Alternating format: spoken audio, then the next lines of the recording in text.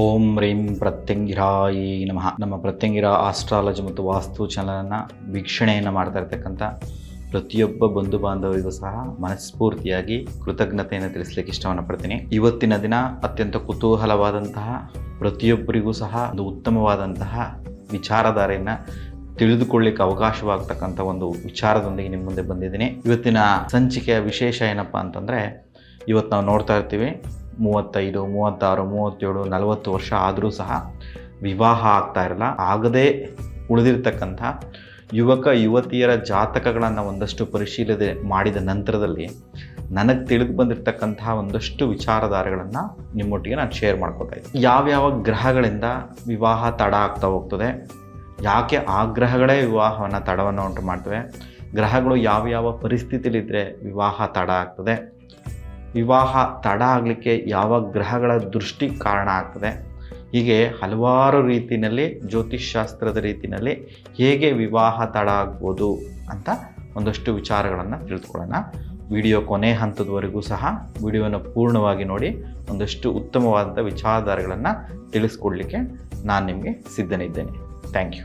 ಮುಂದುವರಿಯೋಣ. ನೋಡಿ, ವಿವಾಹ ತಡ ಆಗಲಿಕ್ಕೆ 3 ಗ್ರಹಗಳು ಕಾರಣವಾಗಿರ್ತವೆ. ಯಾವುದದು 3 ಗ್ರಹಗಳು ಅಂತಂದರೆ, ಒಂದು ಶನೇಶ್ವರ, ಮತ್ತೊಂದು ಗ್ರಹ ಕುಜಗ್ರಹ, ಮತ್ತೊಂದು ಶುಕ್ರ ಗ್ರಹ. ಹೀಗೆ ಶನಿ, ಕುಜ, ಶುಕ್ರ. ಕೆಲವೊಂದು ಸಂದರ್ಭಗಳಲ್ಲಿ ಚಂದ್ರನು ಸಹ ವಿವಾಹ ತಡ ಆಗಲಿಕ್ಕೆ ಕಾರಣನಾಗಿರ್ತಾನೆ. ಅದು ಹೇಗಪ್ಪ ಅಂತ ಈಗ ನೋಡೋಣ.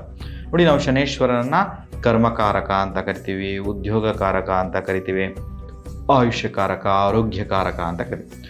ಅಂತಹ ಕರ್ಮಕಾರಕ, ಉದ್ಯೋಗಕಾರಕ, ಆಯುಷ್ಯಕಾರಕ, ಪೂರ್ವಜನ್ಮದ ವಿಚಾರಧಾರೆಗಳನ್ನು ಸಹ ಅದರ ಫಲಾನುಫಲಗಳನ್ನು ನಮಗೆ ಕರ್ಮದ ರೂಪದಲ್ಲಿ ಕೊಡಲಿಕ್ಕೆ ಸಿದ್ಧರಾಗಿರ್ತಕ್ಕಂತಹ ಶನೇಶ್ವರರೇನಾದರೂ ಜಾತಕ ರೀತಿಯಲ್ಲಿ, ಜಾತಕ ಕುಂಡಲಿಯಲ್ಲಿ ನೀಚ ಸ್ಥಾನದಲ್ಲಿದ್ದರೆ, ಶನೇಶ್ವರರು ಜಾತಕದಲ್ಲಿ ಬಲವಾಗಿ ಇಲ್ಲದಿದ್ದರೆ, ಶನೇಶ್ವರರೇನಾದರೂ ಸೂರ್ಯಗ್ರಹದಿಂದ ನೋಡಲ್ಪಟ್ಟಿದ್ದರೆ, ಅಥವಾ ಶನೇಶ್ವರರೇನಾದರೂ ಜಾತಕ ಕುಂಡಲಿಯಲ್ಲಿ ರಾಹು ನಕ್ಷತ್ರದ ಮೇಲಿದ್ದರೆ, ಕೇತು ನಕ್ಷತ್ರದ ಮೇಲಿದ್ದರೆ ಅದು ವಿವಾಹ ತಡ ಆಗಲಿಕ್ಕೆ ಕಾರಣವಾಗಿರ್ತದೆ. ಅಲ್ಲದೆ ಶನೇಶ್ವರರೇನಾದರೂ ಲಗ್ನದಲ್ಲಿ ನೆಲೆ ನಿಂತು ಅಲ್ಲಿಂದ ವಿವಾಹ ಸ್ಥಾನವನ್ನೇನಾದರೂ ವೀಕ್ಷಿಸ್ತಾ ಇದ್ದರೆ, ಲಗ್ನದಲ್ಲಿ ನೆಲೆ ನಿಂತಕ್ಕಂಥ ಶನೇಶ್ವರೇನಾದರೂ ನೀಚ ಸ್ಥಾನದಲ್ಲಿದ್ದರೆ, ಅಥವಾ ಶನೇಶ್ವರೇನಾದರೂ ಜಾತಕ ರೀತಿಯಲ್ಲಿ ವಕ್ರೀಭವನ ಪರಿಸ್ಥಿತಿಯಲ್ಲಿದ್ದರೂ ಸಹ ವಿವಾಹ ತಡ ಆಗ್ತಾ ಹೋಗ್ತದೆ.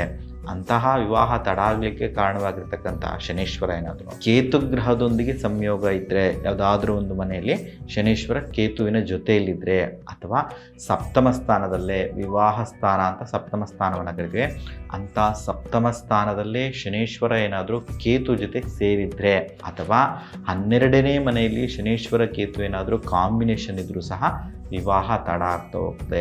ಅಥವಾ ವಿವಾಹ ಸ್ಥಾನದಲ್ಲಿ ಶನೇಶ್ವರರಿದ್ದು ಲಗ್ನದಿಂದನೋ ಅಥವಾ ಯಾವುದಾದ್ರೂ ಒಂದು ಸ್ಥಾನದಿಂದ ರಾಹು ಕೇತುಗಳೇನಾದರೂ ಶನೇಶ್ವರನ ವೀಕ್ಷಣೆಯನ್ನು ಮಾಡ್ತಾ ಇದ್ರೂ ಸಹ ಅದು ವಿವಾಹ ತಡ ಆಗಲಿಕ್ಕೆ ಕಾರಣ ಆಗ್ತದೆ. ಏನಕ್ಕೆ ಅಂತಂದರೆ, ನೋಡಿ, ಶನೇಶ್ವರನ ಕರ್ಮಕಾರಕ ಅಂತ, ಅಂಥ ಶನೇಶ್ವರು ಜಾತಕದಲ್ಲಿ ನೀಚ ಸ್ಥಾನದಲ್ಲಿದ್ದು ಅಥವಾ ಕೇತುವಿನ ಜೊತೆಯಲ್ಲಿದ್ದರೆ, ಶನೇಶ್ವರದಿಂದ ವಕ್ರೀಭವಿಸಿದರೆ, ಇಂಥ ಸಂದರ್ಭದಲ್ಲಿ ಉದ್ಯೋಗದಲ್ಲಿ ಒಂದಷ್ಟು ಸಮಸ್ಯೆಗಳನ್ನು ಕಾಣ್ಬೋದು. 30-35 ವರ್ಷ ಆದರೂ ಸಹ ಉದ್ಯೋಗದಲ್ಲಿ ಸ್ಥಿರತೆ ಇರಲ್ಲ, ಉದ್ಯೋಗದಲ್ಲಿ ಸಮಸ್ಯೆಗಳಿರ್ತವೆ. ಈ ಕಾರಣದಿಂದಲೂ ಸಹ ವಿವಾಹ ತಡ ಆಗಲಿಕ್ಕೆ ಕಾರಣ ಆಗ್ತದೆ. ಮತ್ತು ನಮ್ಮಲ್ಲಿ ಒಂದು ಚೈತನ್ಯವನ್ನು ತುಂಬತಕ್ಕಂಥ ಗ್ರಹ ಯಾರಪ್ಪ ಅಂತಂದರೆ ಅದು ಸಹ ಶನೇಶ್ವರರೇ ಆಗ್ತದೆ. ಪೂರ್ವಜನ್ಮದ ಕೆಟ್ಟ ಕರ್ಮಫಲಗಳನ್ನು ನಿವಾರಿಸಿ ಶುಭ ಕರ್ಮಫಲಗಳನ್ನು ಕೊಡ್ತಕ್ಕಂಥವ್ರು ಯಾರು ಅಂದರೂ ಸಹ ಶನೇಶ್ವರ. ಅಂತಹ ಶನೇಶ್ವರರು ಬಲಹೀನವಾಗಿದ್ರೇ ವಿವಾಹ ತಡ ಆಗೋದು. ಮತ್ತೊಂದು ಗ್ರಹ ಕುಜಗ್ರಹ ಅಂತ. ನೋಡಿ, ಕುಜಗ್ರಹವನ್ನು ನಾವು ಸಹೋದರಕಾರಕ ಗ್ರಹ ಅಂತ ಕರಿತೀವಿ, ಭೂಮಿಯ ಪುತ್ರ ಅಂತ ಕರಿತೀವಿ, ಮಂಗಳ ಕಾರ್ಯಗಳನ್ನು ನಡೀಲಿಕ್ಕೆ ಕಾರಣವಾಗ್ತಕ್ಕಂಥ ಗ್ರಹ ಅಂತ.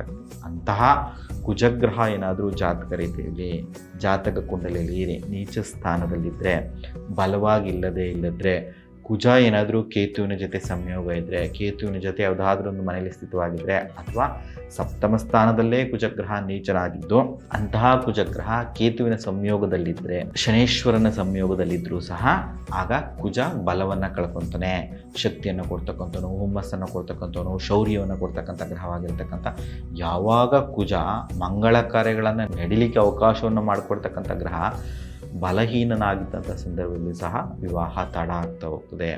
ಕುಜನ ಜೊತೆಗೆ ಏನಾದರೂ ಕೇತುವಿನ ಸಂಯೋಗ ಇದ್ದರೆ, ಕುಜನ ಜೊತೆಗೆ ರಾಹುವಿನ ಸಂಯೋಗ ಇದ್ದರೆ, ಕುಜನ ಜೊತೆಗೆ ಶನೇಶ್ವರನ ಸಂಯೋಗ ಇದ್ರೂ ಸಹ ಒಂದಷ್ಟು ಸಂದರ್ಭಗಳಲ್ಲಿ ಸಮಸ್ಯೆಗಳನ್ನು ಎದುರಿಸಬೇಕಾಗ್ತದೆ. ಇದಲ್ಲದೆ ಜಾತಕ ಕುಂಡಲಿಯಲ್ಲಿ ಸಪ್ತಮ ಸ್ಥಾನದಲ್ಲೇ ಕುಜಗ್ರಹ ಇದ್ದು ಆ ಕುಜನ ಜೊತೆ ನೀಚವಾಗಿರ್ತಕ್ಕಂತಹ ಚಂದ್ರನ ಕಾಂಬಿನೇಷನ್ ಏನಾದರೂ ಇದ್ದರೂ ಸಹ ಅದು ವಿವಾಹ ತಡ ಆಗಲಿಕ್ಕೆ ಕಾರಣವಾಗ್ತದೆ. ಮತ್ತೊಂದು ಗ್ರಹ ಶುಕ್ರಗ್ರಹ ಅಂತ ಕರಿತೀವಿ ನೋಡಿ. ಶುಕ್ರಗ್ರಹವನ್ನು ವಿವಾಹಕಾರಕ ಗ್ರಹ ಅಂತ ಕರಿತೀವಿ. ಅಂಥ ವಿವಾಹಕಾರಕನಾಗಿರ್ತಕ್ಕಂತಹ ಭೋಗಭಾಗ್ಯಗಳಿಗೆ ಕಾರಣವಾಗಿರ್ತಕ್ಕಂತಹ, ಸಂಪತ್ತಿಗೆ ಕಾರಣವಾಗಿರ್ತಕ್ಕಂತಹ, ಅನ್ನ ಆಹಾರಗಳಿಗೆ ನಮ್ಮನ್ನು ಕೊಡಲಿಕ್ಕೆ ಕಾರಣವಾಗಿರ್ತಕ್ಕಂತಹ ಶುಕ್ರಗ್ರಹ ಏನಾದರೂ ಜಾತಕ ಕುಂಡಲಿಲಿ ಸಪ್ತಮ ಸ್ಥಾನದಲ್ಲೇ ನೆಲೆ ನಿಂತಿದ್ರೆ ಕಾರಕೋ ಭಾವನಾಶಾಯ ಅಂತ ಕರಿತೀವಿ. ಅಂತಹ ವಿವಾಹಕಾರಕನಾಗಿರ್ತಕ್ಕಂಥ ಶುಕ್ರನೇ ಸಪ್ತಮ ಸ್ಥಾನವಾಗಿರ್ತಕ್ಕ ವಿವಾಹ ಸ್ಥಾನವಾಗಿರ್ತಕ್ಕಂಥ 7ನೇ ಮನೆಯಲ್ಲಿ ನೆನೆ ನಿಂತರೆ ಕೆಲವೊಂದು ಸಂದರ್ಭದಲ್ಲಿ ವಿವಾಹ ತಡ ಆಗಲಿಕ್ಕೆ ಕಾರಣ ಆಗ್ತದೆ. ಏನಕ್ಕೆಂದರೆ ಆ ಭಾವಕ್ಕೆ ಅಧಿಪತಿಯಾಗಿರ್ತಕ್ಕಂಥ ಆಗ್ರಹವೇ ಸಪ್ತಮ ಸ್ಥಾನದಲ್ಲಿ ವಿವಾಹ ಸ್ಥಾನದಲ್ಲಿ ಇದ್ದಾಗ ಏನಾಗ್ತದೆ, ವಿವಾಹ ತಡ ಆಗ್ತಾ ಹೋಗ್ತದೆ. ಇಷ್ಟೇ ಅಲ್ಲದೆ ಶುಕ್ರ ಏನಾದರೂ ಜಾತಕ ರೀತಿಯಲ್ಲಿ ನೀಚ ಸ್ಥಾನದಲ್ಲಿದ್ದರೆ, ಕನ್ಯಾ ರಾಶಿಯಲ್ಲಿ ಏನಾದರೂ ನೆಲೆ ನಿಂತಿದ್ರೆ, ಅಂತಹ ಶುಕ್ರನ ಜೊತೆ ಕೇತು ಸಂಯೋಗ ಇದ್ದರೆ, ಶುಕ್ರ ಮತ್ತು ಕೇತು ಇಬ್ಬರೂ ಸಹ 12ನೇ ಮನೆಯಲ್ಲಿ ಏನಾದರೂ ಸ್ಥಿತವಾಗಿದ್ದರೆ ಆ ವೈವಾಹಿಕ ಜೀವನದಲ್ಲಿ ಏನಂತ ದೊಡ್ಡ ಮಟ್ಟದ ಆಸಕ್ತಿ ಇಲ್ಲದೆ ಸಫರ್ ಪಡ್ತಾ ಹೋಗ್ತಾರೆ. ಇದಲ್ಲದೆ ಚಂದ್ರನ ಜೊತೆಯಲ್ಲಿ ಕೇತುವಿನ ಸಂಯೋಗ ಇದ್ದಾಗಲೂ ಸಹ ವಿವಾಹ ತಡ ಆಗ್ತದೆ. ಏನಕ್ಕೆ ಅಂತಂದರೆ ಚಂದ್ರನ ಮನಸ್ಸಿನ ಕಾರಕ. ಅಂಥ ಮನಸ್ಸಿನ ಕಾರಕನಾಗಿರ್ತಕ್ಕಂಥ ಚಂದ್ರ ಯಾವಾಗ ಕೇತುವಿನ ಜೊತೆಯಲ್ಲಿ ಸೇರ್ಕೊತಾನೋ ಅದನ್ನು ಪಿತೃದೋಷ ಅಂತ ಹೇಳ್ತೀವಿ. ಅಂಥ ಪಿತೃದೋಷವನ್ನು ಉಂಟು ಮಾಡ್ತಕ್ಕಂಥ ಕೇತು ಆಗಲಿ ರಾಹು ಆಗಲಿ ಚಂದ್ರನ ಜೊತೆ ಸೇರಿಕೊಂಡು ಚಂದ್ರ ಏನಾದರೂ ನೀಚ ಸ್ಥಾನದಲ್ಲಿದ್ದಾಗ, ಚಂದ್ರ ಬಲಹೀನನಾಗಿದ್ದಾಗ, ಆ ಚಂದ್ರನ ಮೇಲೆ ಅಗೇನ್ ಮತ್ತೆ ಶನಿ ದೃಷ್ಟಿ ಏನಾದರೂ ಇದ್ದಾಗೂ ಸಹ ವಿವಾಹ ಅನ್ನೋದು ತಡ ಆಗ್ತಾ ಹೋಗ್ತದೆ. ಎಲ್ಲ ಕಾರಣಗಳಿಂದ ವಿವಾಹ ತಡ ಆಗಲಿಕ್ಕೆ ಹಲವಾರು ಗ್ರಹಗಳು, ಸನ್ನಿವೇಶಗಳು, ಆ ಪರಿಸ್ಥಿತಿಗಳು ಕಾರಣ ಆಗ್ತದೆ. ಯಾವ ಒಂದು ವಿಧಾನದ ಮೂಲಕ ಈ ಸಮಸ್ಯೆಯನ್ನು ಪರಿಹರಿಸ್ಕೋಬೋದು ಅಂತಂದರೆ ಶನೇಶ್ವರನನ್ನು ಬಲಪಡಿಸೋದ್ರಿಂದ, ಶುಕ್ರಗ್ರಹವನ್ನು ಬಲಪಡಿಸೋದ್ರಿಂದ, ಕೇತುಗ್ರಹವನ್ನು ಬಲಪಡಿಸೋದ್ರಿಂದ ಈ ಎಲ್ಲ ಸಮಸ್ಯೆಗಳಿಂದ ನಾವು ಹೊರಗಡೆ ಬರಲಿಕ್ಕೆ ಸಾಧ್ಯ ಇದೆ. ವಿಶೇಷವಾಗಿ ಶನೇಶ್ವರನ್ನ ಮತ್ತು ಶುಕ್ರನನ್ನು, ಕುಜನನ್ನು ಬಲಪಡಿಸ್ಕೊಳ್ಳದೆ ಯಾವುದೇ ಕಾರಣಕ್ಕೂ ವಿವಾಹ ಮುಂದುವರಲಿಕ್ಕೆ ಸಾಧ್ಯನೇ ಇಲ್ಲ. ಶನೇಶ್ವರನ ಕ್ಷೇತ್ರಗಳಾದಂತಹ ಶನಿ ದೇವಾಲಯಗಳಿಗೆ ವೀಕ್ಷಣೆಯನ್ನು ಕೊಡೋದ್ರಿಂದ, ಎಳ್ಳೆಣ್ಣೆ ದೀಪವನ್ನು ಹಚ್ಚೋದ್ರಿಂದ, ಎಳ್ಳನ್ನು ದಾನವನ್ನು ಮಾಡೋದ್ರಿಂದ, ಕಪ್ಪು ಬಟ್ಟೆಯನ್ನು ದಾನವನ್ನು ಮಾಡೋದ್ರಿಂದ ಶನಿ ಶನಿಗೆ ಇಷ್ಟವಾಗಿರ್ತಕ್ಕಂಥ ಶನಿ ಸಿಂಗ್ನಾಪುರಕ್ಕೆ ಭೇಟಿಯನ್ನು ಕೊಡೋದ್ರಿಂದ, ಶನೇಶ್ವರನ ಆರಾಧನೆಯನ್ನು ಮಾಡೋದ್ರಿಂದ, ಶನೇಶ್ವರನಿಗೆ ಎಳ್ಬತ್ತಿ ಹಚ್ಚೋದ್ರಿಂದ ಸಹ ಶನೇಶ್ವರನ ಕೃಪೆಗೆ ಕಾರಣವಾಗ್ಬೋದು. ಜೊತೆಗೆ ಶನಿ ಕವಚವನ್ನು ಓದ್ಕೊಳ್ಳೋದ್ರಿಂದ, ಶನಿ ಮಂತ್ರವನ್ನು ಪಠನೆಯನ್ನು ಮಾಡೋದ್ರಿಂದ, ವೃದ್ಧರಿಗೆ ಸಹಾಯವನ್ನು ಮಾಡೋದ್ರಿಂದ ಸಮಸ್ಯೆಯಿಂದ ಹೊರಗಡೆ. ಕುಜಗ್ರಹಕ್ಕೆ ಇಷ್ಟವಾಗಿರ್ತಕ್ಕಂಥ ಸುಬ್ರಹ್ಮಣ್ಯನ ಆರಾಧನೆಯನ್ನು ಮಾಡೋದ್ರಿಂದ, ಸುಬ್ರಹ್ಮಣ್ಯ ಕವಚವನ್ನು, ಸುಬ್ರಹ್ಮಣ್ಯ ಭುಜಂಗ ಸ್ತೋತ್ರವನ್ನು ಹೇಳ್ಕೊಡೋದ್ರಿಂದಲೂ ಸಹ, ಸುಬ್ರಹ್ಮಣ್ಯ ಜಪವನ್ನು, ಕುಜ ಜಪವನ್ನು ಮಾಡೋದ್ರಿಂದಲೂ ಸಮಸ್ಯೆಯಿಂದ ಹೊರಗಡೆ ಬರ್ಬೋದು.